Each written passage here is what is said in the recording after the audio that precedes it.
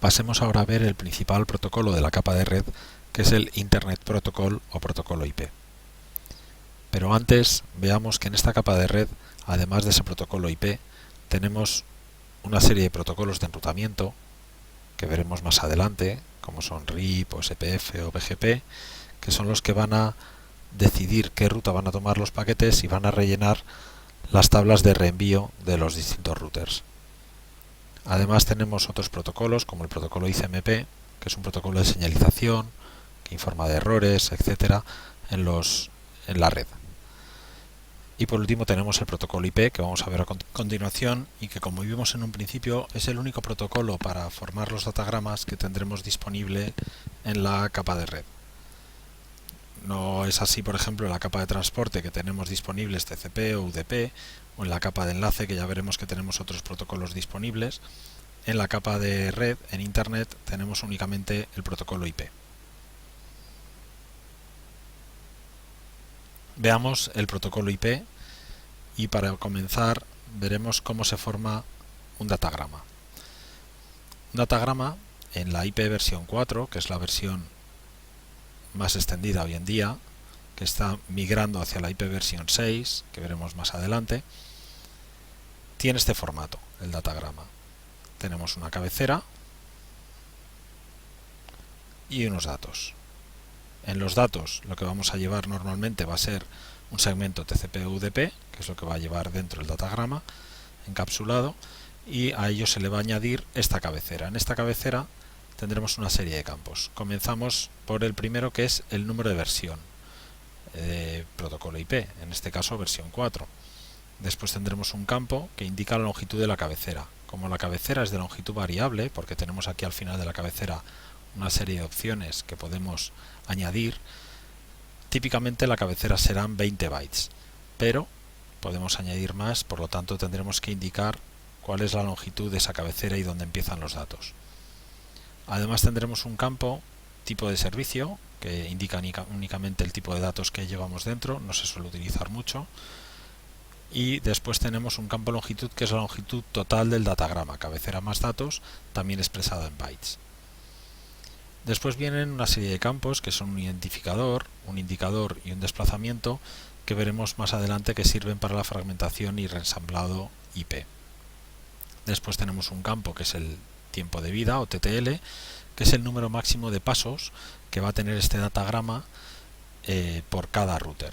Es decir, el tiempo de vida que va a tener este datagrama y que va a medir cuántos routers va a poder atravesar. Cada router va a ir decrementando este tiempo de vida en 1. Por lo tanto, cuando llegue a 0, el router descartará el paquete. Después el campo de capa superior nos va a indicar qué protocolo tiene que pasar el datagrama a los contenidos, lo que contiene, a la capa superior, al desencapsular. Si es, por ejemplo, un segmento TCP, pues aquí indicaremos en este campo qué es lo que lleva dentro en su segmento TCP. Si es UDP, pues indicaremos con otro número que es un segmento UDP. Y así, al desencapsular, sabremos cómo interpretar lo que lleva dentro este datagrama. Después tenemos un checksum de la cabecera para comprobación de integridad de los datos. Y por último, las dos direcciones IP, la dirección IP de origen y la de destino. Ambas son direcciones IP versión 4, por lo tanto de 32 bits cada una. Por tanto, por ejemplo, en una comunicación utilizando segmentos TCP, tendremos los 20 bytes de TCP de cabecera más los 20 bytes típicos de IP, una cabecera total de 40 bytes. Que tendremos que añadir al mensaje que lleve dentro ese segmento TCP como mensaje de aplicación.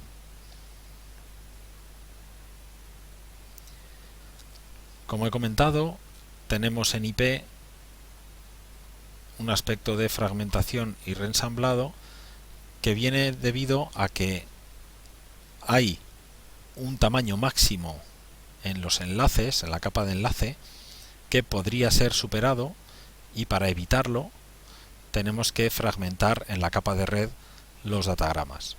Es decir, si tenemos este router al cual llega un datagrama por este enlace de aquí y tiene que salir por este enlace de aquí, si este enlace de salida tiene un tamaño máximo o un MTU, Maximum Transfer Unit o Maximum Transfer Size, determinado, que es superado por el tamaño de este datagrama original, pues hay que fragmentarlo. Eso se encarga la capa de red y lo fragmenta, por ejemplo, en este caso en 3 trozos. Esos 3 fragmentos van a viajar por la red, por los distintos routers, hasta llegar a destino. Y es en destino donde se realiza el reensamblado de esos fragmentos para volver a formar el datagrama original que se envió. Vemos que solo se reensambla en destino. Todo el camino van los fragmentos de forma individual. ¿Cómo llegamos a reensamblar? Gracias a los bits de cabecera que vamos a indicar en esos fragmentos para poder luego reconstruir el datagrama original. Veamos en este ejemplo cómo se realiza. Si tuviésemos un datagrama de 4000 bytes, es decir, 20 bytes de cabecera más 3980 bytes de datos, esos bytes se distribuyen en un datagrama único. Si tenemos que dividirlo porque el Maximum Transfer Unit es de 1500 bytes, es decir, 20 de cabecera más 1480 bytes de datos, tendremos que dividirlo al menos en 3 fragmentos. Entonces, ¿cómo indicamos en la cabecera de cada uno de esos fragmentos que pertenecen a ese datagrama original? Pues bien, en el datagrama original teníamos un campo longitud que era de 4000, que es cabecera más datos, que es 20 más 3980.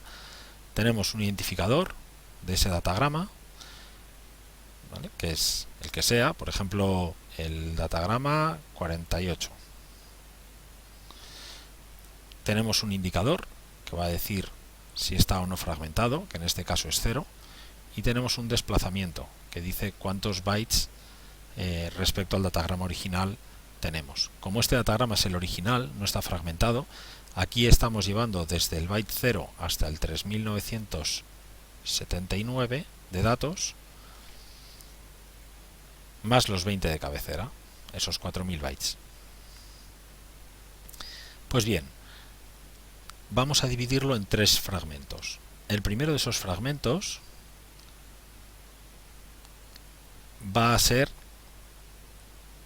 de 1500 bytes, porque tenemos una MTU de 1500, por lo tanto va a llevar 20 bytes de cabecera,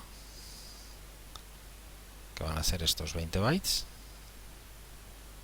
más desde el 0 al 1479, esos 1480 bytes de datos. Por lo tanto, el campo longitud será 1500, 1480 más 20. El campo identificador será siempre el mismo que el datagrama padre, por decirlo así. Por lo tanto, si aquí era X, aquí X. Es decir, si aquí era 48, pues aquí el identificador sería, 48. ¿Vale? Y después tenemos un indicador que vamos a decir si hay más fragmentos después de él. Como este es el primero de los 3, diremos que sí, que hay más fragmentos, que está fragmentado. Por último, el último campo, diremos qué byte de datos está transportando este fragmento. En este caso, está transportando desde el byte 0 del datagrama original. Por lo tanto, es desde el 0 al 1479, desde el byte 0. Los siguientes fragmentos veremos que se hace de forma similar. El segundo fragmento también es de una longitud de 1500 bytes, porque vamos a llevar desde el 1480 al 2959, que son otros 1480 bytes, más los 20 de cabecera, 1500. Tenemos, el identificador será el mismo, es decir, si este valía 48, pues aquí también 48, o lo que pusiera en el datagrama padre. En el indicador diremos si hay más fragmentos a continuación de este, y decimos que sí. con un 1. Y por último, el offset o desplazamiento, diremos cuál es el primer byte del datagrama original que llevamos en este fragmento, que en este caso es el 1480. Lo que pasa es que en vez de poner 1480, lo que se pone es ese número dividido por 8. Por lo tanto, se pone el 185 en ese valor de desplazamiento. Y por último, el último fragmento, nos quedan por enviar desde el 2960 al 3979, que son 1020 bytes. De los 3980, estos son los que quedan, estos 1020, más los 20 de cabecera son 1040. Eso será lo que irá en el campo longitud. En el campo identificador, el mismo de antes, pues si era 48, sigue siendo 48, para indicar que estos tres fragmentos son pertenecientes al mismo datagrama original. Y por último, el indicador en el último fragmento lo pondremos a 0, diciendo que ya no hay más fragmentos a continuación de este será el último. Y el desplazamiento lo pondremos pues a 2960, que es el primer byte del datagrama original que lleva este fragmento. Lo que pasa es que lo dividimos por 8 y queda un desplazamiento de 370. ¿Cómo diferenciamos entonces que está o no fragmentado un datagrama? No estará fragmentado si tenemos el indicador y el desplazamiento ambos a 0. Si cualquiera de los dos es distinto de 0, será que el datagrama es un fragmento de otro mayor. Si tenemos el desplazamiento a 0, será, y el indicador a 1, será el primero de los fragmentos, porque el desplazamiento es 0, y si tenemos el indicador a 0 y el desplazamiento es distinto de 0, será el último de los fragmentos porque el indicador está a 0.